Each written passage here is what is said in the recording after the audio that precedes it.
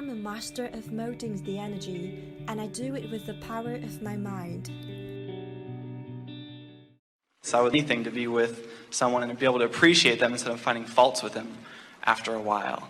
It hurts to not be able to experience someone as much as they're experiencing and appreciating myself as well.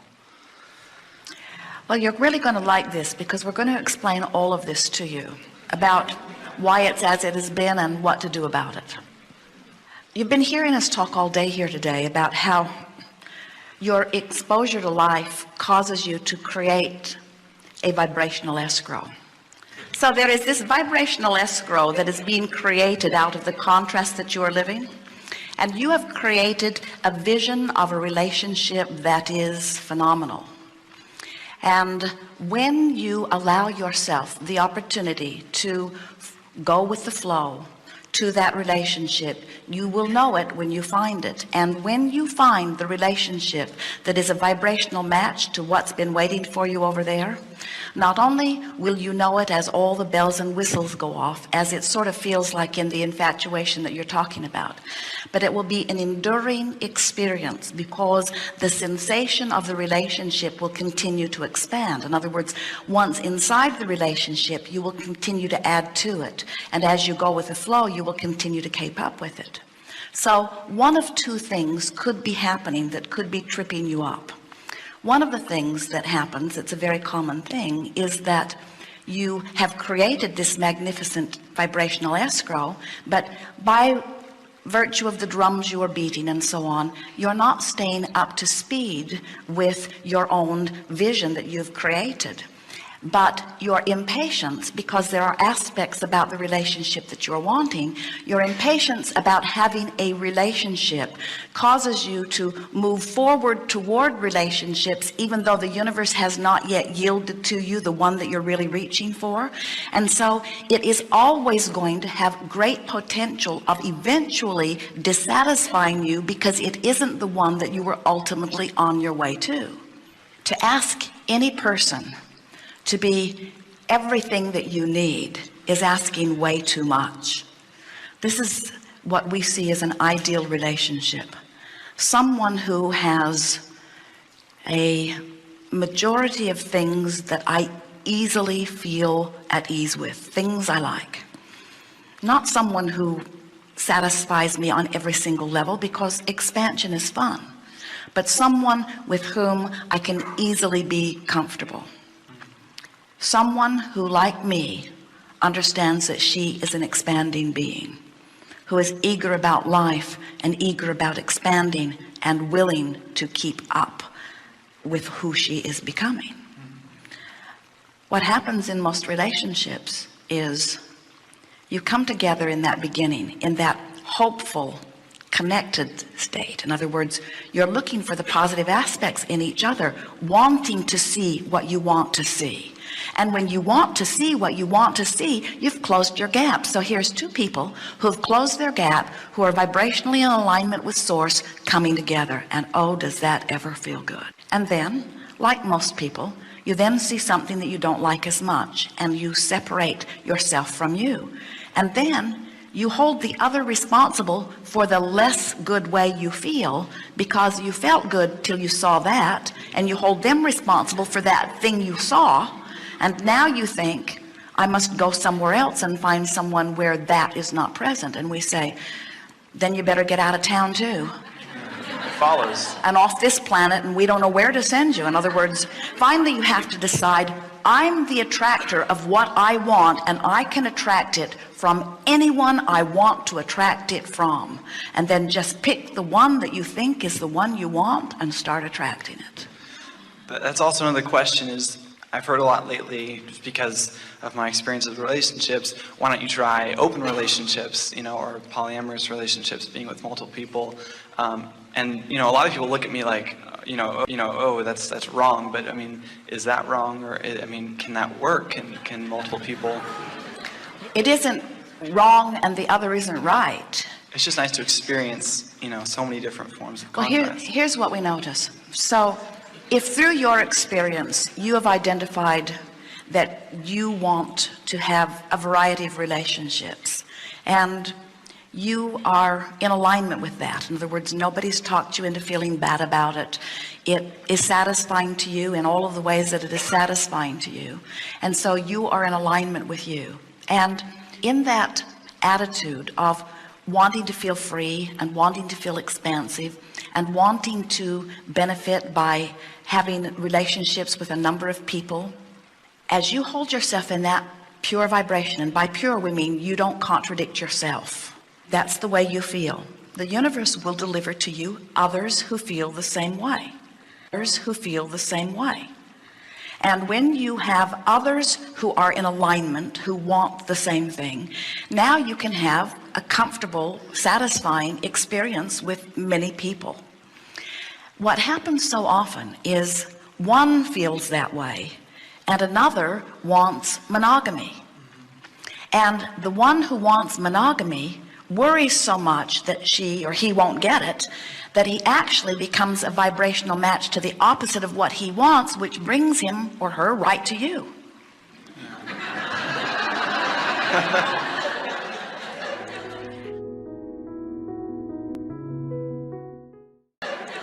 You follow that, don't you? In other words, you get what you think about whether you want it or not. Let's talk about women. The majority of women who attract to themselves men who do not want monogamy, the majority of women who attract such men are women who really do want monogamy, but they are crosswise in their own current, and they keep getting exactly what they don't want, because that's what they give most of their attention to.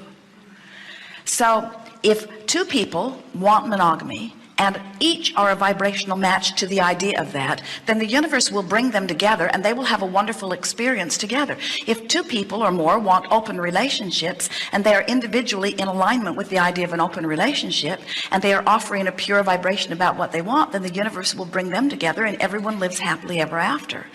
The idea that everybody has to do the same thing, that comes from people feeling better when they see that condition and feeling worse when they see that condition, and therefore believing that if they could just control those conditions, they would feel better. And people or a society or a couple or a person, anyone who tries to control conditions in order to feel better always ends up feeling worse, because you cannot control conditions. It is impossible. Seems like relationships that people, regard their mate as their mate, and as soon as their mate tries to appreciate something else, which they're always going to, there's a huge problem. And that's what I'm finding is... But you see, at the basis of someone who is behaving that way with you is someone who is not in alignment with who they are. In other words, someone who feels jealous of the attention you give to someone else is depending upon your attention for their well-being. In other words, when you're connected to source and you hold someone as your object of attention, they feel bathed in that. They love that. And then they say, you must always give me your undivided attention because you feed me. And then if you have the audacity to have any other interest at all and you look away from them for a moment, then they feel like a puppet that somebody has let go of the strings. And then they pronounce to you, you don't make me feel like you once did. And what you want to say to them, or what would be accurate to say to them is, you're depending upon me for your life sustenance, and you should be looking to your own connection with source for that. I'm just a co-creator here. Don't hold me responsible for your connection to source. But you know yourself, when somebody appreciates you, it feels good.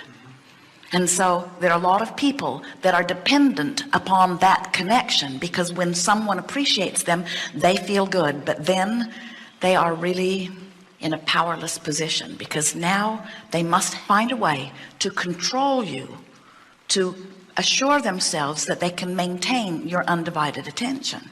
And when they find out they can't, then they are lost.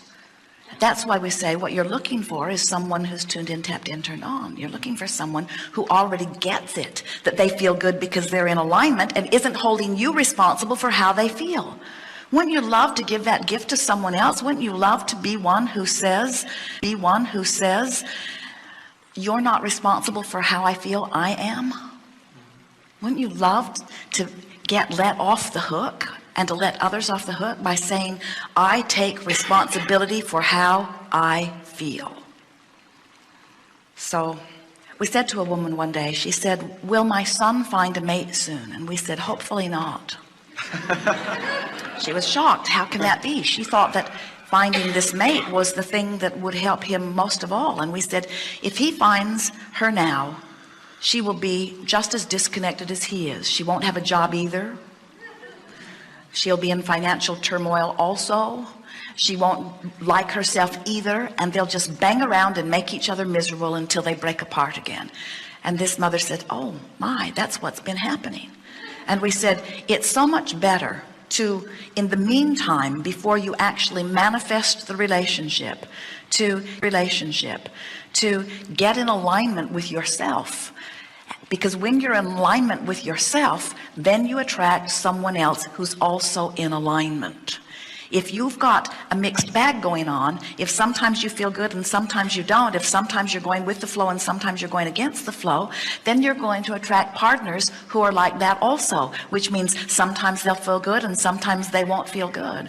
But if you have shown yourself that you can control the way you feel, and you are deliberately moving with the flow, and you are saying to those that you are interacting with things like, excuse me, I'm not feeling very good right now, but I'm going to go off and think some thoughts that bring me back into alignment, you will attract someone to you who understands their own autonomy.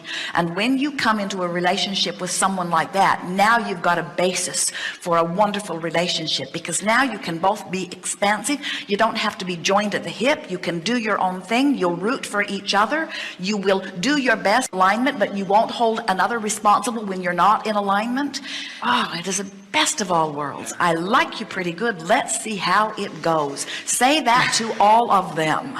On the day that you meet them, don't say, oh, I hope this lasts forever. Say, oh, this feels good right now. And the reason that I think it feels so good is because I've got myself fixated on your positive aspects. And it's my plan to always focus upon your positive aspects, because I always feel best when I'm focused upon your positive aspects. And I'm sure that you're like everybody else in the world. You've probably got some negative aspects, but don't tell me about them, because I don't want to know about them.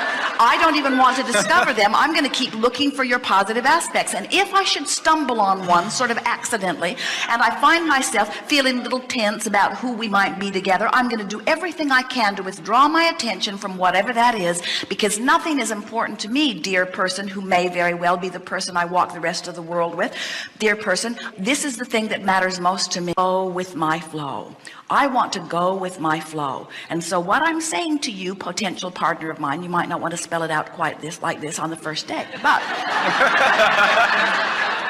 what you really want to mean as you're interacting with is, I plan to go with my flow, and I don't hold you responsible for me going with my flow, but if you make it easy for me to go with my flow, then I'm more likely to go with my flow. So I'm not looking for somebody particularly troubling. I'm just not going to hold you responsible for going with my flow. And so now let's see how it goes. I'm going to keep going with my flow, and you keep going with your flow, and maybe we'll have a wonderful time together. And if we do, then we'll keep renewing it for another day and another day and another day and another day and another day and another day. And maybe as we walk together, this life will keep inspiring more from each of us. And maybe our individual vibrational escrows will do a sort of combining thing where we're really better together than we are apart. Wouldn't that be delicious? And as that happens, and the universe calls us, and source is calling me, and source is calling you, and source is calling me, and source is calling you, and they're calling us to the same place, won't we have another glorious rendezvous, and another, and another, and another, and another? When Esther ran across the idea of dragging Jerry off with her, she had no idea the depths of satisfaction that were waiting for her in vibrational escrow.